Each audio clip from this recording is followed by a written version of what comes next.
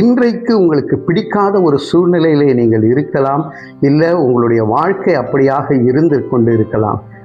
ஆரம்பம் அற்பமாய் இருக்கும் பிரியமானவர்களே. கர்த்தருக்குள்ளாய் கர்த்தருடைய வார்த்தையை ஒவ்வொரு நாளும் நாம் புசித்து கொண்டு இருக்கின்ற நமக்கு முடிவு மகிமை பொருந்திய சம்பூர்ணமாய் பிதாவின் சித்தத்தை செய்யக்கூடிய பிள்ளைகளாக இருக்க கர்த்தர் உதவி செய்வார்.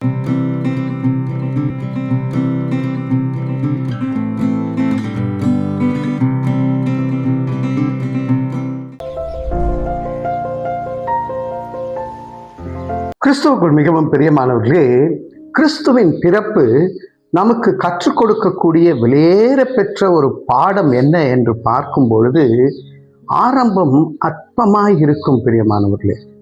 ஆரம்பம் அற்பமாய் இருந்தாலும் முடிவு சம்பூர்ணமாய் மகிமை பொருந்தியதாய் இருக்கும். இயேசு கிறிஸ்துவின் பிறப்பை பார்க்கும் பொழுது லூக்கா 2வது அதிகாரம் 7வது வசனத்திலே, அவள் தன் முதற்பேரான குமாரனை பெற்று சத்திரத்திலே அவர்களுக்கு இடமில்லாதிருந்தபடியினாலே பிள்ளையை துணிகளில் சுற்றி முன்னணையிலே கிடத்தினாள். அவங்க சத்திரத்தில் தேடுறாங்க இடம், நமக்கு ஒரு இடம் கிடைக்குமான்னு. ஆனால் இடம் இல்லாததுனால எந்த ஒரு தாயாவது முன்னணையிலே வைப்பாங்களா? ஆனால் அந்த இடத்துல சூழ்நிலை அப்படியா இருந்தது. இடம் இல்லைங்க, இடமில்லை, எல்லாரும் தள்ளி விட்டுட்டாங்க. ஆகவே குழந்தையை துணியிலே சுற்றி அவர்கள் அங்கே முன்னணியிலே வைத்திருந்தார்கள் என்று பார்க்கின்றோம். அந்த துணி என்ன துணி, அவங்களுக்கு எங்கிருந்து அந்த துணி கிடச்சிருக்கும் அப்படின்னு பார்க்கும்பொழுது, வனாந்திரத்தில் பிரயாணம் பண்ணும் பொழுது அவங்கெல்லாம் ஒரு துணி சுற்றி இருப்பாங்களாம். துணி சுற்றி, ஏன் துணி சுற்றி இருக்கிறார்கள் என்று பார்க்கும் பொழுது, அவங்க அந்த பிரயாணத்திலே, வனாந்திர பிரயாணத்திலே யாராவது மரித்து போவார்கள், ஆனால் அவங்களை துணி சுற்றி அப்படியே அங்கேயே புதைச்சி போய் விட்டுட்டு வந்துடுவாங்க. அது ஒரு அடையாளமாக இருக்கின்றது. குழந்தை பிறந்தது மரிப்பதற்காக என்கின்ற ஒரு அடையாளம். அங்கே துணிகளை சுற்றி முன்னணையிலே இருக்கின்றார். முன்னணை எங்கெங்க?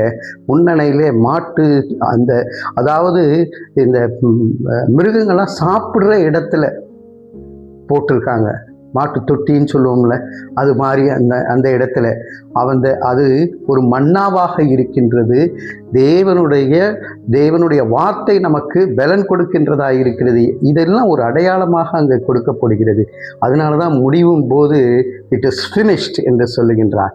இன்றைக்கு உங்களுடைய வாழ்க்கையிலே ஒருவேளை நீங்கள் கடந்து வந்த பாதையிலே உங்களை ஏளனமாய் பார்த்துருக்கலாம். இல்லை, இன்றைக்கு இருக்கிற சூழ்நிலை இடமில்லைன்னு சொல்லி உங்களை தள்ளி வைத்து விட்டு ஏளனமாய் பார்த்து கொண்டு இருக்கலாம். இன்றைக்கு உங்களுக்கு பிடிக்காத ஒரு சூழ்நிலையிலே நீங்கள் இருக்கலாம். இல்லை, உங்களுடைய வாழ்க்கை அப்படியாக இருந்து கொண்டு இருக்கலாம். ஆரம்பம் அற்பமாய் இருக்கும் பிரியமானவர்களே. கர்த்தருக்குள்ளாய் கர்த்தருடைய வார்த்தையை ஒவ்வொரு நாளும் நாம் புசித்து கொண்டு இருக்கின்ற நமக்கு முடிவு மகிமை பொருந்திய சம்பூர்ணமாய் பிதாவின் சித்தத்தை செய்யக்கூடிய பிள்ளைகளாக இருக்க கர்த்தர் உதவி செய்வார். இந்த ஒரு விசுவாசத்தோடு தலைகளை தாழ்த்தி தேவனை நோக்கி பார்ப்போம். அன்பின் பரலோக பிதாவே, இந்த நாளிலும் கூட கர்த்தாவே, எங்களுடைய நாட்கள் அற்பமாய் இருக்கலாம், ஆரம்பம் அற்பமாய் இருக்கலாம், ஆனால் முடிவு சம்பூர்ணமாய் இருக்கும் என்று நாங்கள் நம்புகிறோம், விசுவாசிக்கிறோம். ஆசீர்வதியும் ஆண்டு கொள்ளும். இயேசுவின் மூலம் ஜெபிக்கிறோம் நல்ல பிதாவே. ஆமேன், ஆமேன்.